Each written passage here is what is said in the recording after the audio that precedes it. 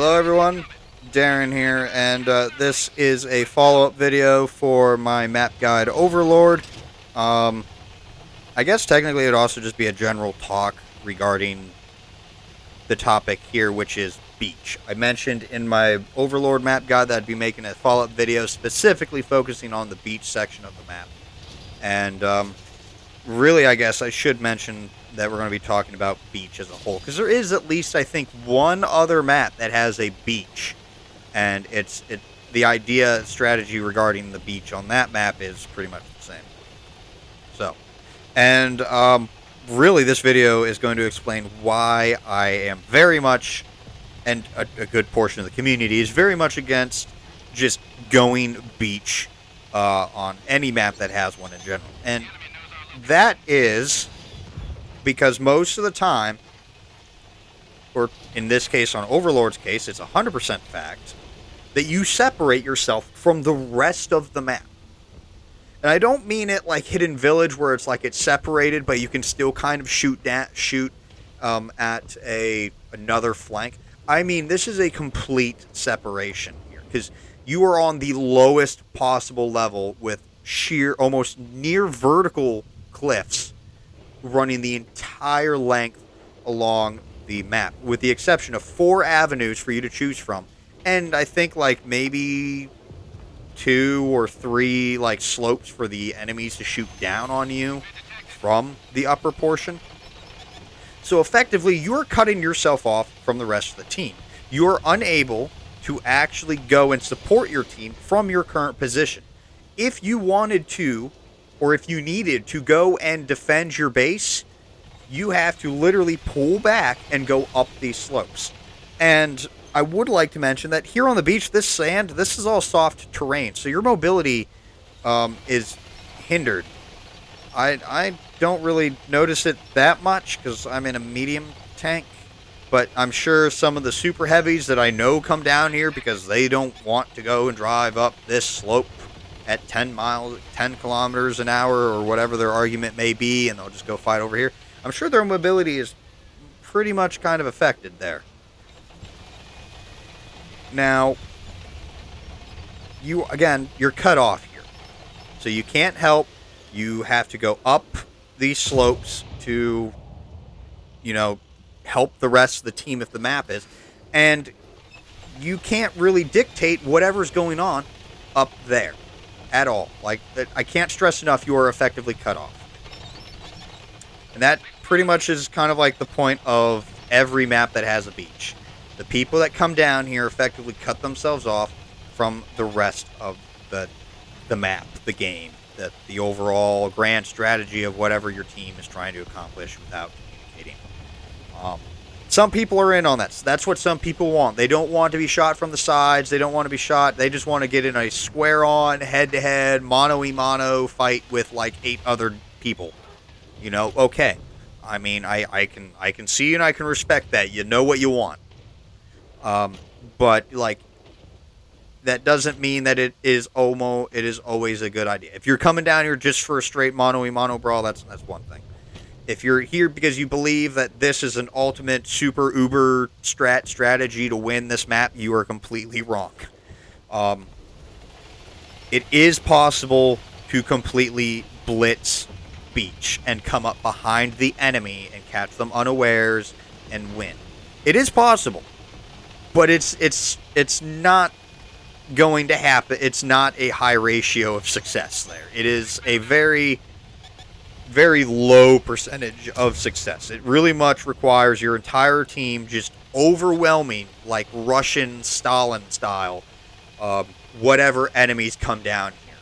And I mean just straight rushing them with disregard for your own hit points. And a lot of, and that whole large group mentality sometimes will show itself. Most of the time it won't. So yeah. You can't come up behind the enemy, catch them unaware, and all that. But we're going to go down. Let's say that my team, and we're going to just kind of just KVs on the enemy team there, for example. Let's say my team, me and like 5 other people, or 10 other people, are fighting here on beach. And my team has lost. The my team has lost the inland area, the upper portion of the map. I'm now stuck down here. I can't do anything. Why? That is because of the enemy. All they have to do is sit up there. There's some of these like slopes here. So if I'm still stuck fighting on here, all the enemy has to do is literally just come right. Yep. What Yezzy's doing, just come straight up to that slope right there. Yep. No, to his right. All he has to do is just go to that slope, peek over. He'll see that I'm still fighting. And all he has to do, if he can manage to get an angle on me without sliding down here, is he'll be able to shoot me from, shoot me with impunity, because I can't get my gun to elevate that high unless I literally drive up that slope or I reverse down and do that. But to do that, I'm going to end up getting shot from whatever is in front of me. So, yeah. And then, let's say I do we lost the inland area, but we won the beach. Big whoop-de-doo, we won the beach. We're still stuck down here. But you know what? The enemy team, our base capture siren isn't going off, so we're going to try and we're going to push to their base, because they're probably on the other side of the map, and their base might be unguarded. Probably not. They probably see that you are not going back to defend your base because they had some proxy spot people and they saw your momentum as you won from the last person alive down here. So now they've come back to defend their base. And what does that mean? That means that I am now stuck having to choose between two different avenues to go and try and attack their base. And I don't know if Yezdi's over here by his base, but we're going to assume KV is also just an enemy again. All he has to do is sit there along the ridge lines with his teammates, and while I'm trying to get up here in my super heavy tank or my medium tank as I'm going 30 kilometers per hour or whatever it is, all they have to do is just sit there from cover and shoot me, literally shoot me, please. And I can't, they're engaging me. They're whittling my health down. I have nowhere to go. I have nowhere to go except back down the beach, but I'll probably die before I even get to any cover. Now, if there's not enough tanks defending this avenue right here, and there's enough tanks pushing up, yeah, you might be able to push your way up, but you're now all still condensed in an area, and all the enemy team has to do is just kind of back off a little bit, get to some other angles that they can, play more safe, and then just whittle you down and farm this mass of tanks trying to get up off the beach.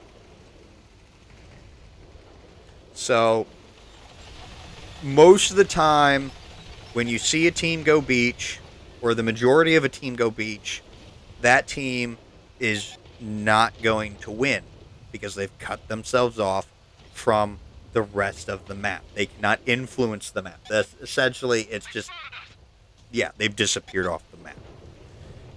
And if they try and come back onto the map, they're just going to get farmed. Again, aside from the exception, I just wasted a kid. Aside from the exception of blitzing and zerging down the beach early on, that requires absolute speed and, like I said, Stalinistic tactics of just complete disregard for your own tank's HP and just rushing and overwhelming the enemy. And that kind of just requires just an unspoken amount of momentum that everyone needs to accept. Because if one or two tanks does it and they're going against 5 or 6 or 10 or whatever, it's not going to succeed. That momentum's going to die out, and it's just going to resort to the head poking fight down there on the beach, and it will be left up to whatever's up here. And that's mainly why I hate beach, and a lot of people hate beach as an overall idea for a strategy to win a map, because most of the time when a map strategy, it involves influence or gaining control of ground on the map. So the more ground you have, the more you can maneuver, the more that you can react to the enemy. You can't do that on this narrow strip of land that you can't even react to anything from above. You can't even get back up to the upper portion of the map without taking significant HP loss or even tank losses. and you're constrained to 4 avenues that the enemy team can just as easily defend. That is why a lot of people hate Beach. It is strategically just not viable at all. Hands down, it is not strategically viable to use Beach as a sound strategy to take and win the game. If you want to use Beach as part of a grander strategy to win the map, you need to have a lot of communication, and the team up top needs to be really, really good at, holding the enemy's position, while the team down here at Beach zergs down the beach and then comes up behind the enemy. Which you're already playing a risk of your team up here not having the momentum necessary to hold the line, and then they just get whittled down, and then next thing you know, now you're just stuck down here on Beach while the enemy has control of 75% of the map, if not 80, 90%. But that's going to do it for this video, this follow-up video on why Beach is just a not sound strategy and why so many people dislike when large portions of their team go Beach, and this is pretty much why. If you feel that I missed anything or you want to make a counter argument, by all means, I welcome you to, leave your comment, your thoughts in the comment section of this video. Again, just keep it mature, keep it adult. We're all here to learn. Agree, disagree, that's up to you. Once again, I'd like to thank my assistants KV4 Hate and Yezdi for assisting me of just being bodies and some, movable props. But, yeah, you enjoyed this video, hit that thumbs up. If you want to see more follow-up videos like this one, don't forget to subscribe. And until next time, this has been Darren of WotC Academy.